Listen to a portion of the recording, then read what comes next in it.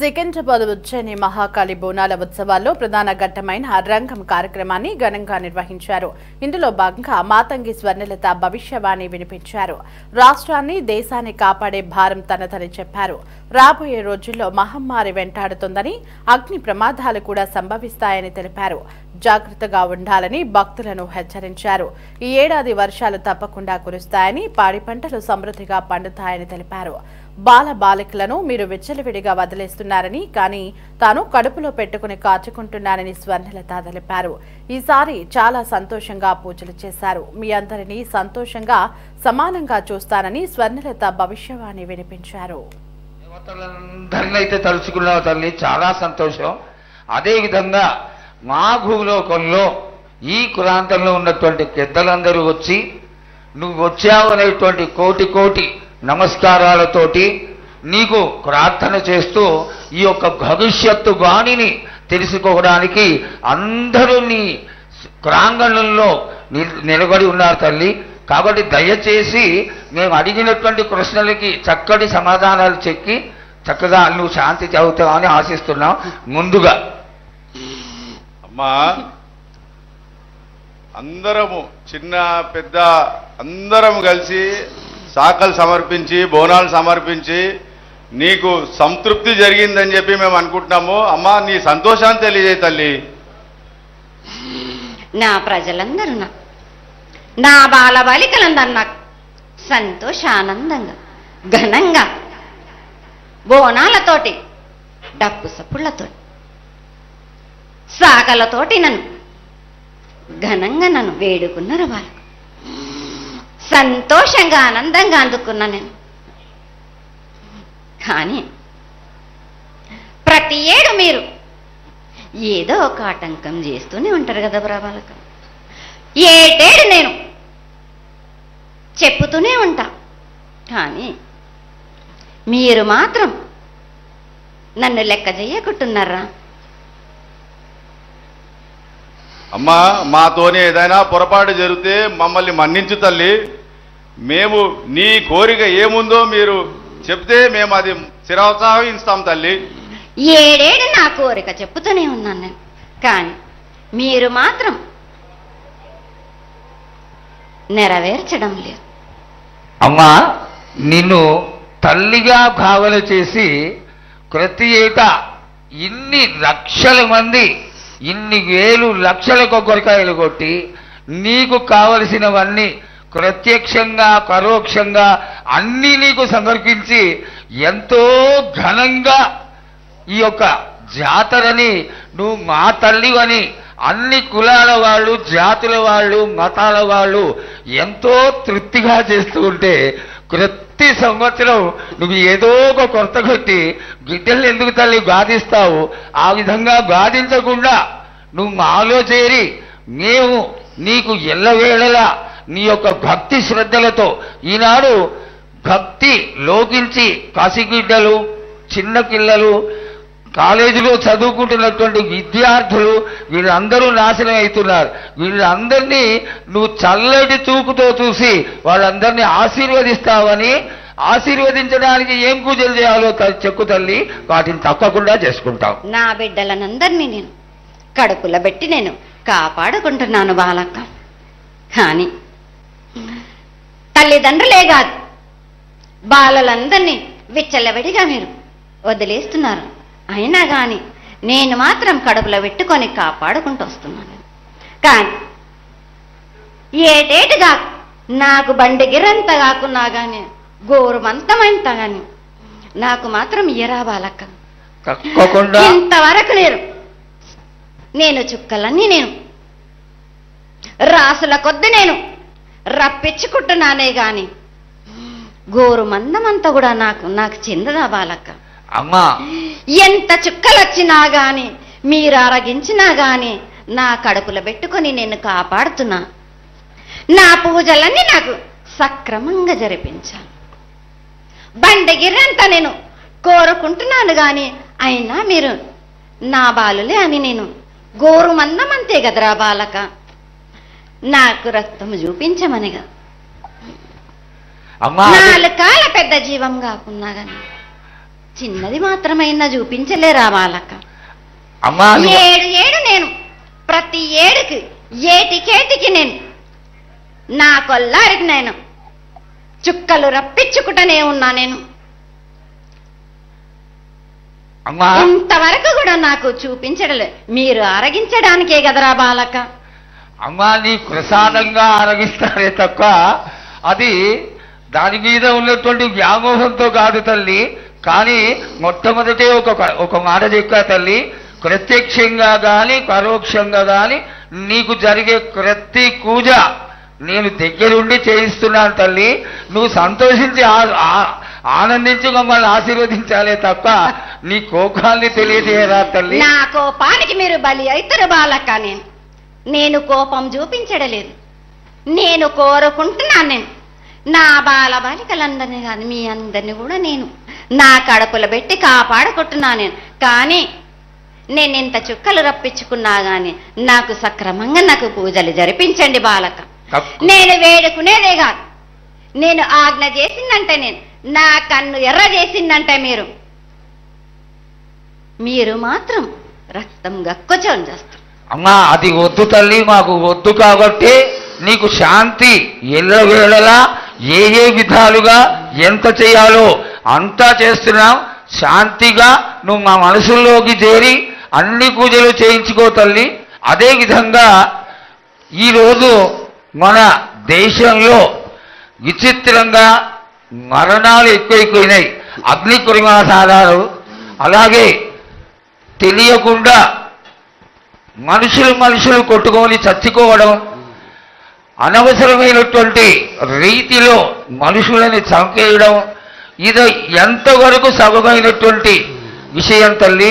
ఈ యొక్క పరిణామాలకి నా ఉద్దేశం నీ యొక్క పాత్ర కూడా కొద్దిగా ఉన్నదేమో. ఎందువల్లంటే పుట్టించేది, జీవించేది, మరణించేది అన్నిటికీ కారణమైనటువంటి నువ్వు నీ ఆశీర్వాద బలం మా పైన తక్కువయ్యి మాలో ఈ విధమైనటువంటి మరణాలు సంభవిస్తున్నాయి.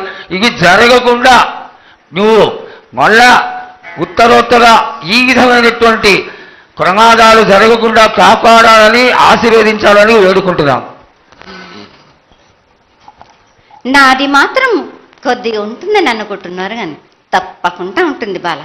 కానీ కాలం తీరిందంటే తప్పనిసరిగా ఎవరేది అనుభవించాలో అది తప్పనిసరిగా అనుభవిస్తారు బాలక. నేను మాత్రం దానికి అడ్డురాను బాలక. నా అయ్య చెప్పిందైనా కానీ తప్పనిసరిగా పాటించాలి అని. కానీ మీరు కూడా నాకు సంతోషపెట్టడమేగా సక్రమంగా పూజలు జరిపించండి. కొద్దిగైనా నాకు రక్తం చూపించండి.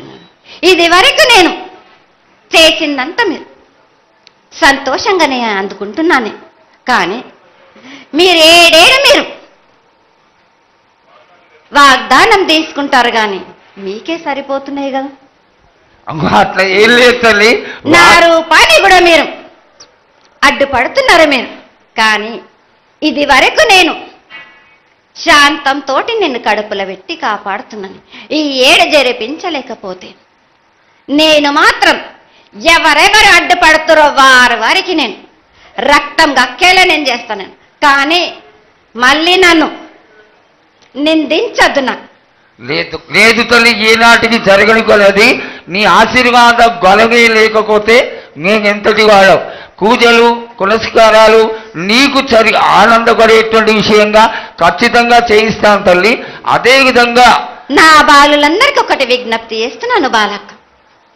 నన్ను కొల్చేవారే కాదు, నా అలంకరణ చేసేవాళ్ళు కానీ నా ముందుండే వాళ్ళే కానీ నాకు మాత్రం తప్పనిసరిగా విధి విధానంగా నాకు జరిపించండి. అమ్మా తప్పకుండా చేస్తాను తల్లి.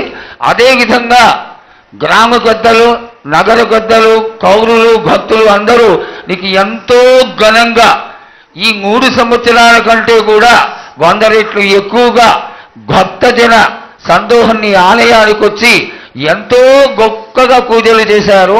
ఈ పూజల యొక్క సంతోషాన్ని తెలియజేయ తల్లి. సంతోషంగా ఆనందంగా అందుకుని ఏటికొక్కసారేగా అందాం. బాలబాలికలు సంతోషంగా ఘనందంగా నాకు పూజలు అందించారు. నాకు వారి అందరిని నేను వెంటుండే కాపాడే భారం నాది. అరికాలకు ముళ్ళినట్టే నా ముడి వల్లతోటి బీక్తాను భారం నాది. తప్పకుండా తల్లి. నా గ్రామ ప్రజలందరే గారు నన్ను కొలిచేవారు, నా కొల్లారి గారు నా కజల్లలందరూ కూడా సమానంగా చూసుకునే భారం నాకు. తప్పకుండా తల్లి. ఏటికొక్కసారే కాదు, నన్ను అందరి విషయంలో కూడా నేను తప్పనిసరిగా నేను తోడు నీడై నిలబడతాను. నా రాష్ట్రాన్నే కాదు, నా దేశాన్ని తప్పనిసరిగా కాపాడే భారం నాది. కానీ ఒక్కటి మాత్రం గుర్తించుకోండి, మీరు రాబోయే రోజుల్లో మహమ్మారి కూడా వెంటాడుతుంది. మీరు మాత్రం జాగ్రత్తగా ఉండండి. మీరు పాటించవలసినవి పాటించండి. అగ్ని ప్రమాదాలు కూడా జరుగుతాయి. వీటి గురించి కూడా తప్పనిసరిగా ముందే హెచ్చరిస్తున్నా నేను. తప్పకుండా తల్లి. అదే విధంగా పోయిన సంవత్సరం నువ్వు చెక్కినట్టుగా వర్షాలు చాలా చక్కగా కొడతాయి. కాడికొండలు సస్యవృద్ధి చాలా బాగుంటుంది అని తెలియజేశావు. ఈ సంవత్సరం రాబోయే సంవత్సరంలో ఎంత ఆనందంగా ఉంటుంది, ఆనందంగా ఉండడానికి నువ్వు ఏం ఆశీర్వదిస్తావు తల్లి? ఈ ఏడు వర్షాలు తప్పగా కురుస్తాయి. పాడి పంటలు కూడా సమృద్ధిలా ఉండే చూసే భారం నాది. మీరు మాత్రం 5 వారాలు నాకు పప్పు బెల్లం పలహారాలతోటి కాదు, నాకు ఎట్టి విధంగా నాకు ఈ జాతర జరిపించారు. నాకు అట్టి విధంగా నాకు కొల్లారి నుంచి బాల బచ్చల దగ్గర నుంచి నా ముందుకొచ్చి నాకు కడివడి సాకబోసి నాకు పసుపు కుంకులముతోటి నన్ను ఆనందపరచండి. నాకు సంతోషంగా ఆనందంగా అందుకొని మీరు కోరిందల్లా కొంగు బంగారం చేసే మహంకాళిని నేను.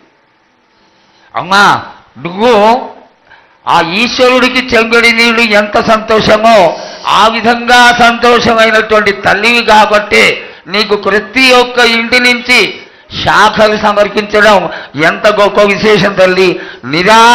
నిరాడంబరతకి ఇది నీ యొక్క గొప్పతనం తల్లి. నువ్వు కేవలం ఇంత తీయటి భోజనం పెట్టి ఒక చెంగుడు శాఖకు వస్తే ఆనందించి రోగాలని వ్యాధులని అన్నిటినీ కాపాడుతావు కాబట్టే నీకు సేవ చేసుకుంటున్నాను తల్లి. నీ పూజలన్నీ తప్పకుండా చేయిస్తాం. అదేవిధంగా ఈ అకాల మరణాలని ఆపడానికి ఏదన్నా ఆనందమైనటువంటి విషయం తెప్పు తల్లి. తప్పనిసరిగా చెప్తా.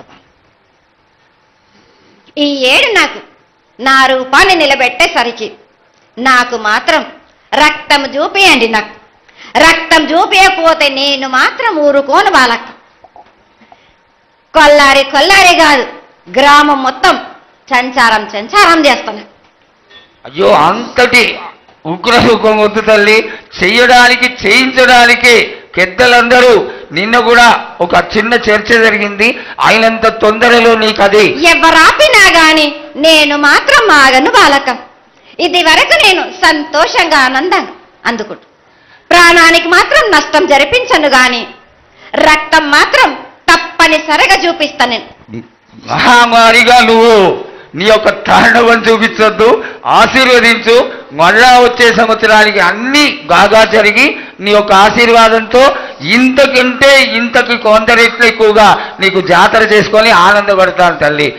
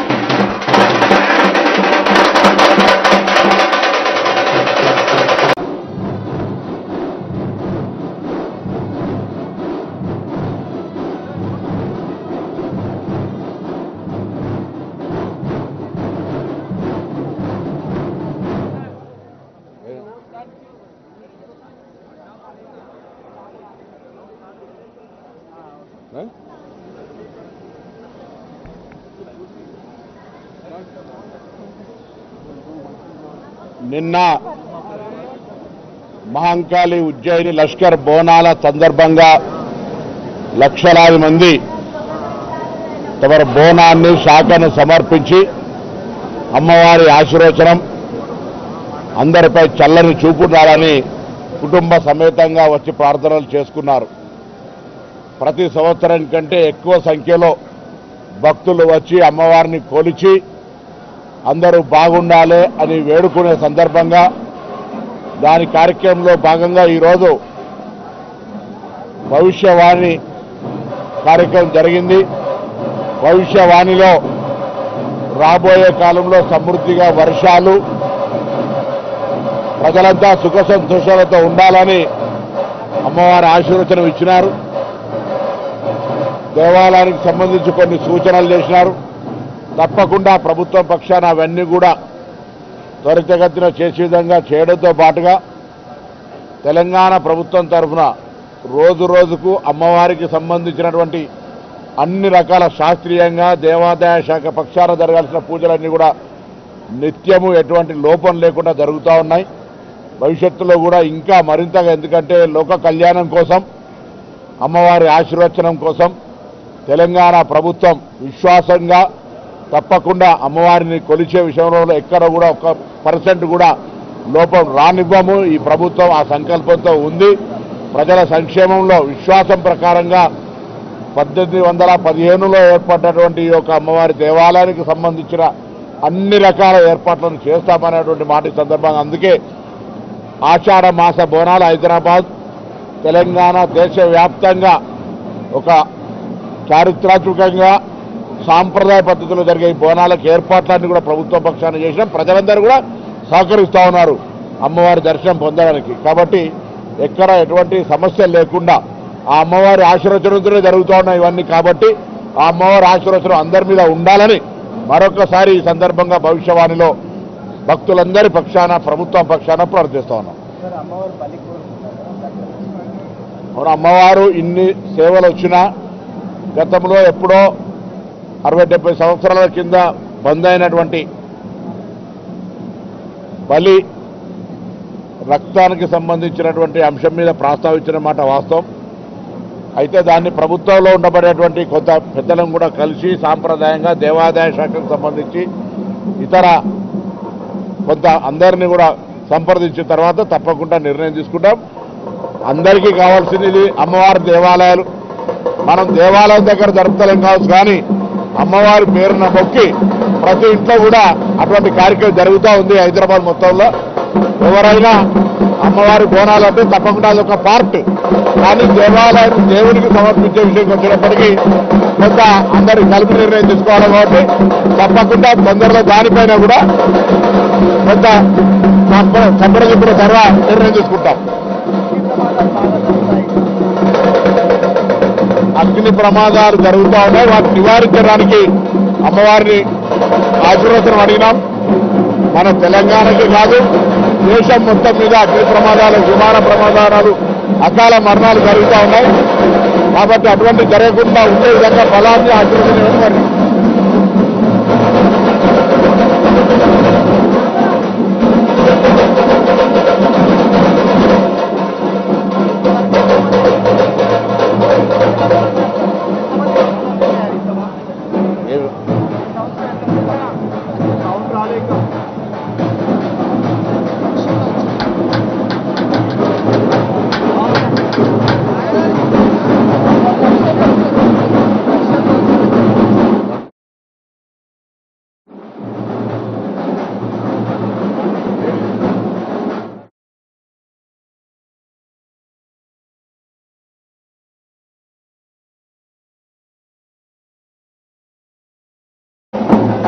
కొన్ని వేలాది మంది భక్తులు దర్శించుకోవడం, సాయంత్రం పలారం బండ్ల ఊరేగింపులు, పొద్దున్నే భవిష్యవాణి రంగం కార్యక్రమం జరిగింది.